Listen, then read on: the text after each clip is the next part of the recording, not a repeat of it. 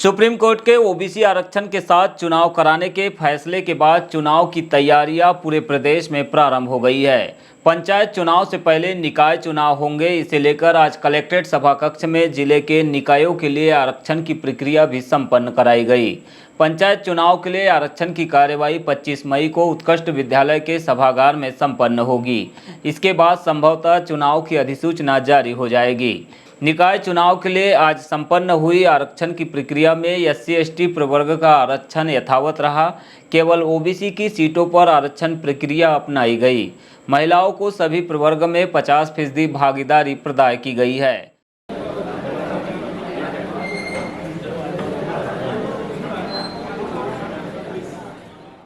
नगरपालिका परिषद बालाघाट के वार्डों में आरक्षण की प्रक्रिया को लेकर निवर्तमान पार्षदों ने जमकर हंगामा किया।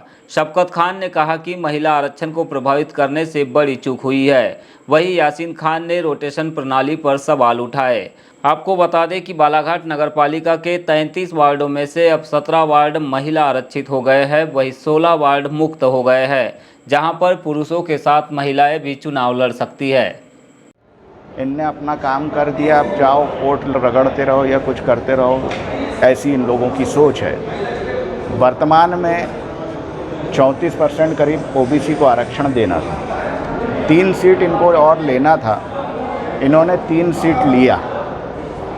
3 सीट लेने के बाद महिला आरक्षण 19 हो गया, यानी 33 में से 19 सीटें महिलाओं के लिए आरक्षित हो गई। इसकी आपत्ति ली गई तो जो पिछले सामान्य तौर पे 2020 में जो सामान्य महिला आरक्षित था, उसको उठा के इनने उसको पुरुष कर दिए। शासन ने ये निर्देश दिया है कि जो ओबीसी के लिए आपको वृद्धि करना है तो जनरल से ओबीसी निकालो, और इन्होंने जनरल से ओबीसी तो निकाला, वो सही है, मगर जनरल महिला को उठा के इनने पुरुष कर दिया, जो इनको अधिकार नहीं है। ना ही शासन ने इनको बोला है, ना एक्ट बोलता है, ना निर्वाचन के ऐसे कोई निर्देश है। इनको करके भेजना था, इनने गलती कर चुके थे, क्योंकि इनने 19 महिला आरक्षित कर दिए थे। इनसे बहुत बड़ी गलती हो गई। इस गलती को वो दबाने के लिए उनने जो पुरुष महिला जनरल महिला आरक्षित वार्ड थे, उसमें से 2 को उठा के इनने पुरुष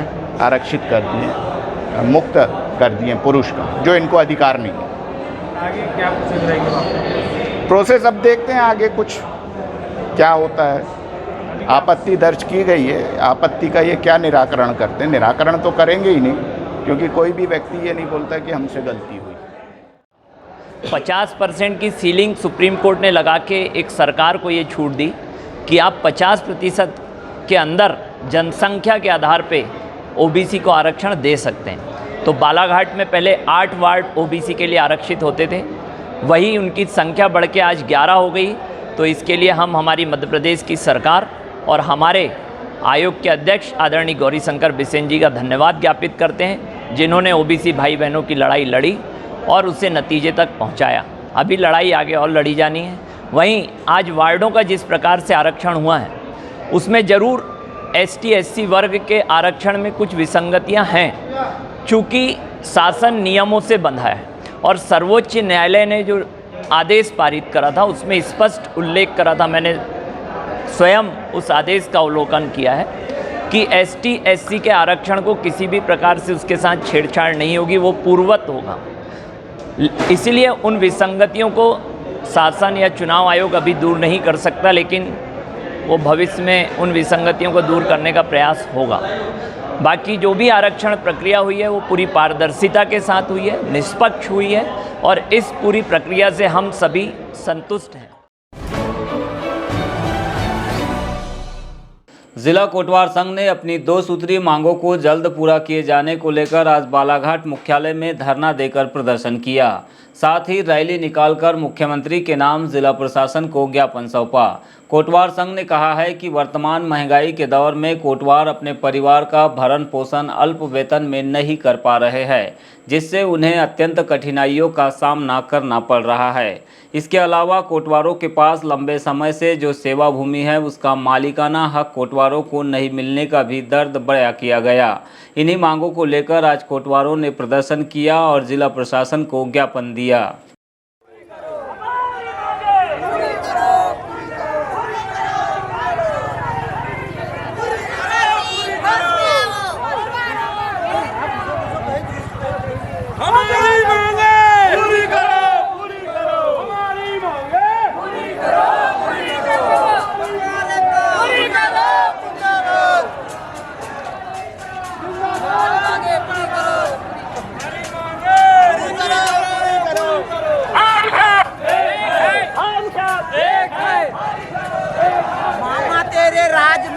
खाली कटोरा हाथ में और लड़ाई है, अभी तो ये अंगड़ाई है, आगे और लड़ाई है, मामा तेरे राज में खाली कटोरा हाथ। अभी हमारी हड़ताल जो है, हमारे भाई जाग चुके हैं।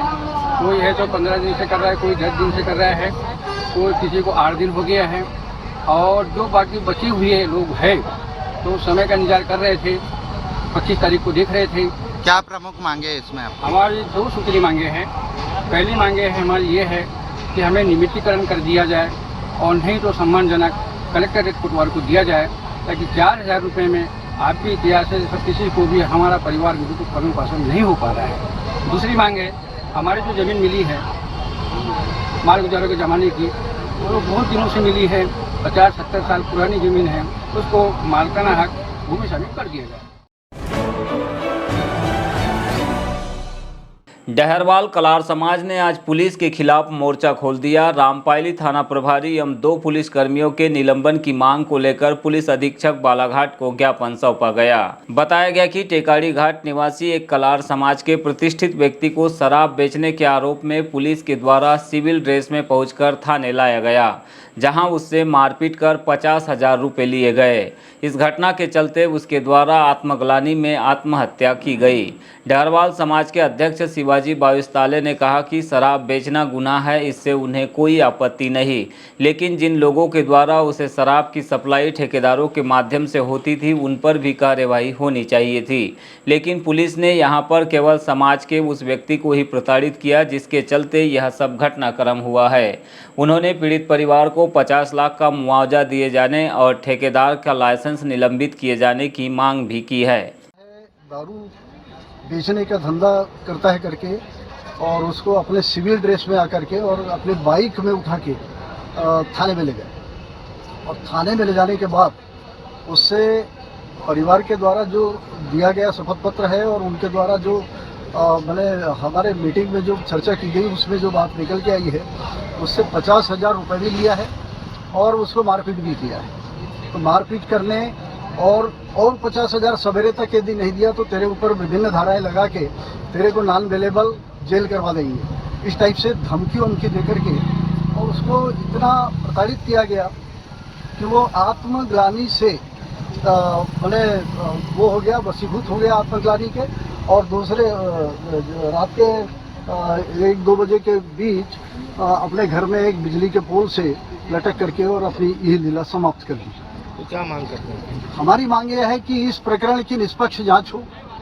उसको शराब बेचने के आरोप में पुलिस वालों ने उठा करके ले गया है। शराब बेचने का उसका धंधा अवैधानिक है, हम ये मानते हैं, लेकिन वो शराब ठेकेदार के द्वारा अधिकृत किया हुआ एजेंट था शराब बेचने के लिए और ठेकेदार के पास से शराब ला करके और यहाँ पर सेल करता था। यानी यदि ये धंधा उसका अवैधानिक है तो शराब ठेकेदार के द्वारा दिया गया मैंने उसको अधिकार भी अवैधानिक है। यदि इसको पुलिस प्रताड़ित कर रही है तो शराब ठेकेदार ने जो कार्य इससे करवाया है अवैधानिक कार्य, उस पर भी कानूनी कार्रवाई होनी चाहिए। और इसके कारण यानी इस धंधे के कारण पुलिस ने उसको प्रताड़ित करके और इसको अपना आत्महत्या करने के लिए विवश किया। तो ये 2 पुलिस वाले और उन 2 पुलिस वालों को भेजने वाला थानेदार रामपाली का, ये तीनों लोगों को सस्पेंड किया जाए तत्काल। और जो मतलब भरतलाल जामुनपाले था वो अपने परिवार का मुखिया था, परिवार का मुखिया होने के नाते उसने अपनी यह लीला समाप्त कर ली है। परिवार आज रोड पे आ गया है।